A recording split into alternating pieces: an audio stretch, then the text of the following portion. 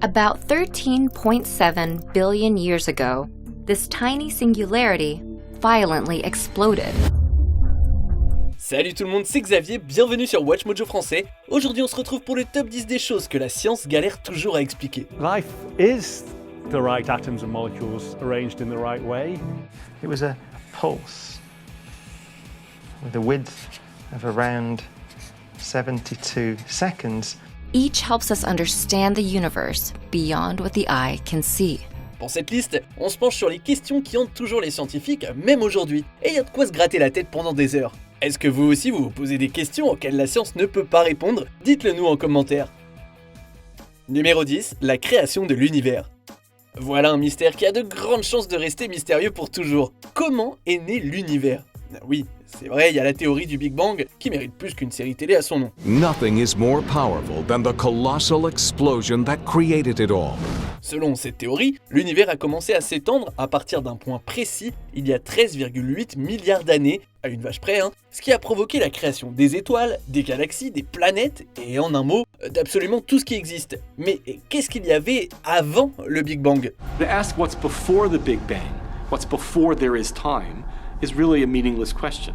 And likewise, to ask where the Big Bang occurred is meaningless because there was no space. Qu'est-ce qui a bien pu déclencher le Big Bang? Pourquoi est-ce qu'on se dit qu'il y avait quelque chose plutôt que rien du tout? Pour certains scientifiques, ça pourrait s'expliquer par des fluctuations quantiques, mais on n'est même pas vraiment sûr. Et moi, encore moins, d'autant que je sais même pas ce que c'est des fluctuations quantiques. While countless questions about the origins of our universe remain, it's only a matter of time for some long-sought answers to emerge. Numéro 9, le bourdonnement de Taos. Dans cette petite ville du nord du Nouveau-Mexique, certains habitants parlent d'une espèce de bourdonnement un peu sourd et permanent. Ça impacte leur sommeil et certains visiteurs tombent parfois malades. Ce bruit s'entend d'autant plus en intérieur et la nuit. People in Taos, about 2% of the people, hear this strange humming sound or this buzzing sound. Malgré des investigations, personne n'arrive à donner une explication satisfaisante. Il y en a qui pensent que ces gens souffrent d'acouphènes, d'autres que c'est un bruit artificiel émis par de l'équipement industriel par exemple. Et certains complotistes sont persuadés que ce sont des expériences gouvernementales secrètes, voire la faute des aliens. The intensity varies widely. A dull annoyance to some, but an unyielding nightmare for others. Et ce phénomène n'est pas cantonné à la ville de Taos, puisque le bourdonnement est aussi entendu dans d'autres endroits, tels qu'Auckland en Nouvelle-Zélande ou encore Windsor au Canada. The constant steady buzz or hum, it never goes away. Numéro 8, des signaux étranges venus de l'espace. Les ondes radio sont émises par toute une variété de sources, notamment, et je ne le savais pas, par notre propre Soleil. Cela dit, il y a encore des signaux radio venus de l'espace pour lesquels on n'a aucune explication. L'un des exemples les plus notables, c'est le signal WOW détecté en 1977.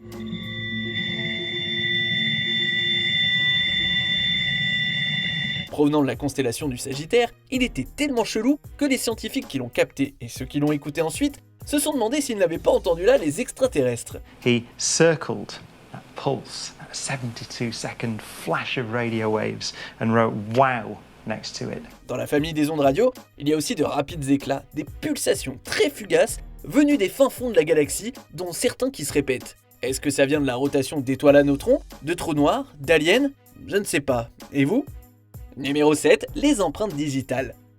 Les empreintes digitales, c'est un peu une carte d'identité physique propre à chacun. Tout le monde en a et elles sont toutes uniques. Sauf que l'évolution ne nous en a pas filé en anticipation pour nous aider à résoudre des crimes. Alors du coup, elles servent à quoi? Eh ben en fait, il n'existe pas une réponse concrète à cette question. Fingerprints have fascinated people for centuries. Certains croient que ces tout petits sillons augmentent notre prise, un peu comme les stries des pneus, ou bien que ça amplifie les vibrations, augmentant ainsi notre sensation de toucher. Malgré tout, des expériences de ces deux théories ont donné des résultats fascinants, mais peu concluants. Donc il nous reste encore à découvrir pourquoi on a le bout des doigts tout fripé. The shape itself stays the same, from cradle to grave. Numéro 6, l'effet placebo. Vous savez qu'on dit souvent que l'important c'est d'y croire. Eh ben c'est pas juste des paroles en l'air en fait. Des expériences ont montré que beaucoup de symptômes s'améliorent quand on donne aux patients un traitement bidon. And yet, it isn't a wonder drug. In fact, there isn't anything in it. Les recherches sur l'effet placebo ont conclu que ça a principalement un effet sur des maux tels que la douleur ou la nausée.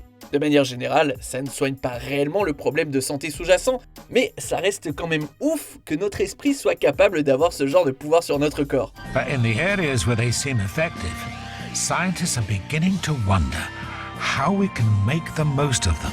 Et si le phénomène a été étudié tant d'un point de vue psychologique que neurologique, on n'est pas complètement certain de comment l'effet placebo fonctionne. Placebo research is still in its infancy. There's much more to learn. Numéro 5, les ovnis. En juin 2021, le gouvernement américain a sorti un rapport attendu depuis longtemps qui résume les infos sur les observations d'ovnis. Il est arrivé à la suite de vidéos virales prises par des pilotes de la marine américaine et qui ont fuité auprès du public.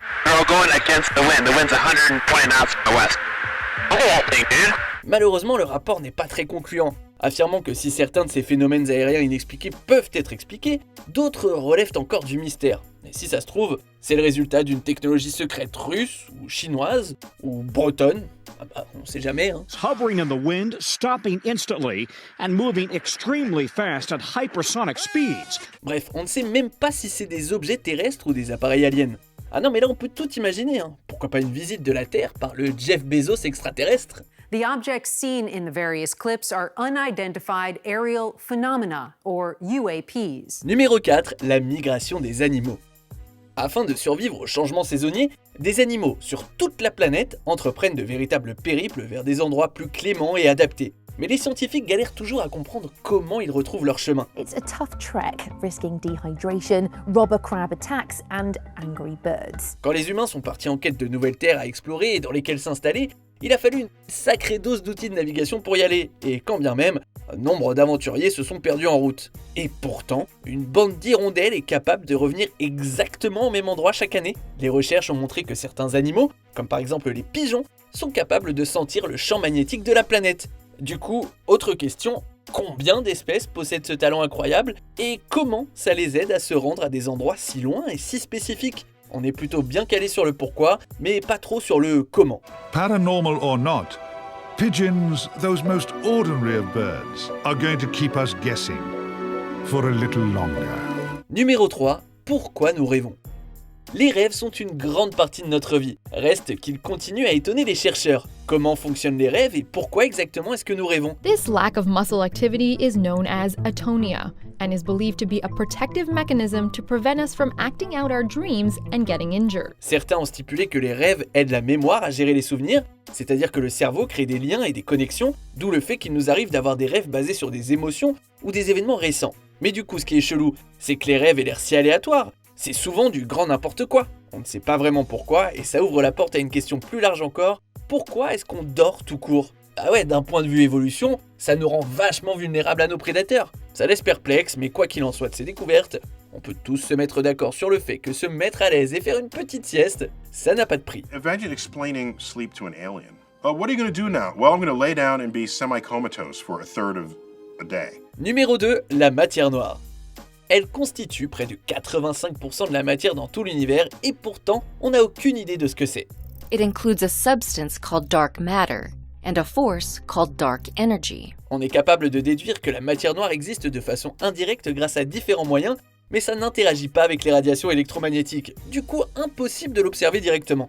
Pourtant, tout comme l'énergie noire, sans elle l'univers ne serait pas le même. Ensemble, la matière noire et l'énergie noire constituent environ 95% de la masse énergie de tout l'univers. Et ça en fait des choses sur lesquelles on ne sait pas grand-chose.